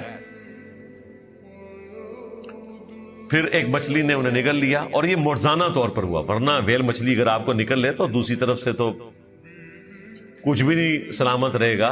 جتنا بڑا اس کا معدہ ہے اور جتنا اس میں تیزاب ہے, یہ معجزانہ طور پر ہوا. اللہ تعالیٰ نے ان کو نجات دی. وہ تفصیل ہمیں بائبل میں ملتی ہے کہ بائبل سے مراد میں تورات کی بات کر رہا ہوں, یعنی تورات نہیں, یعنی وہ جو کمبائنڈ ہے. 3 دن اور 3 رات تک وہ مچھلی کے پیٹ میں رہے. 3 دن اور 3 رات گپ اندھیرا. وہاں انہوں نے ایک دعا کی, اللہ تعالیٰ نے وہ قبول کر لی. وہ دعا اسی صورت میں آئے گی. سورہ الصافات میں آگے چل کر آئے گا کہ اگر یونس علیہ السلام اس دعا کے ذریعے ہماری طرف متوجہ نہ ہوتے تو پھر مچھلی کے پیٹ سے اسی دن نکالے جاتے جس دن مردے اپنی قبروں سے نکالے جائیں گے. اللہ تعالیٰ نے اس دعا کی برکت سے ان کو نجات دے دی. واپس جب وہ قوم میں آئے تو حیران رہ گئے کہ سب لوگ ہی, یعنی سب نے رفع الیدین شروع کر دیا ہے, سارے ہی چینج ہو چکے ہیں. تو بہت بڑی چیز تھی. تو اللہ تعالیٰ فرما رہے کہ سیدنا یونس علیہ السلام غصے کی حالت میں اپنے قوم سے نکلے. فَظَنَّ أَن لَّن نَّقْدِرَ عَلَيْهِ, اور انہوں نے یہ گمان کیا کہ ہم ان پر گرفت نہیں کریں گے. یعنی انہوں نے کہا خیر ہے, اب انہوں نے انکار کیا, اب تو عذاب ہی آنا ہے, تو میں وہی کا انتظار کیے بغیر نکل جاتا ہوں. اگلا فیصلہ تو ہمیں پتہ ہے کیا ہونا ہے, لیکن پروٹوکول کو فالو نہیں کیا. یہ پروٹوکول اللہ کے نزدیک اتنا امپورٹنٹ ہے کہ موسیٰ علیہ السلام نے بھی پروٹوکول کو جب فالو نہیں کیا تھا نا, پہلے ہی چلے گئے تھے, تو پیچھے سے سامری جادوگر نے فتنے میں مبتلا کر دیا تھا. وہاں پر بھی یہ الفاظ ہیں کہ موسیٰ تو نے جلدی کیوں کی آنے میں, جو ٹائم طے ہوا تھا اس سے پہلے کیوں آ گیا. کہا کہ ملاقات کا اشتیاق تھا, تو کہا پھر اب ہم نے تمہاری قوم کو فتنے میں مبتلا کر دیا. یعنی کچھ نہ کچھ رزلٹ اس کا نکلتا ہے پھر, اور اس کی تکلیف موسیٰ علیہ السلام کو بھی ظاہر کاٹنی پڑی. تو یہاں پر بھی گمان انہوں نے یہی کیا کہ کچھ نہیں ہوگا. اللہ تعالیٰ فرماتا ہے پھر فنادا فی الظلمات, وہ پکارے پھر اپنے رب کو اندھیروں میں, اللہ الہ الا انت سبحانک, کہ نہیں ہے کوئی معبود سوائے تیرے اور تو تو پاک ہے, یعنی تو تو غلطی نہیں کرے گا, انسان تو غلطی کرتا ہے. انی کنت من الظالمین, بے شک میں ہی ظلم کرنے والا ہوں, مجھ سے ہی غلطی ہوئی ہے, میں ہی قصوروار ہوں. ظاہر ہے انبیاء کے حق میں ہم گناہ کا تصور تو نہیں کر سکتے. یہ ایک اجتہادی غلطی تھی جو انہوں نے اجتہاد کر لیا کہ اب چونکہ آخری وارننگ دی ہے, اس کے بعد عذاب آنا ہے, تو میں یہاں سے نکل جاؤں. لیکن انبیاء کرام کے شان شان نہیں ہوتا کہ وہ پروٹوکول کو چھوڑ دیں اور خود سے اس حوالے سے اجتہاد کر لیں. یہ دعا انہوں نے مانگی 3 دن اور 3 راتوں تک. فَاسْتَجَبْنَا لَهُ, تو ہم نے ان کی اس پکار کو سن لیا. وَنَجَّيْنَاهُ مِنَ الْغَمِّ, اور ہم نے نجات دی ان کو اس غم سے. غم کیا مطلب समझ लें कि मौत के मुंह से ही वापस आए। वकज़ालिका नुनजिल मुमिनीन, और बिल्कुल इस तरीके से हम निजात दिया करते हैं अहले ईमान को। इसमें हल्का सा इशारा था कि यूनुस अलैहिस्सलाम ने जितनी कमिटमेंट के साथ अल्लाह के हुजूर दुआ की और उनकी दुआ की बरकत से अल्लाह तबारक व तआला ने उन्हें निजात दी, अगर इसी कमिटमेंट के साथ कोई भी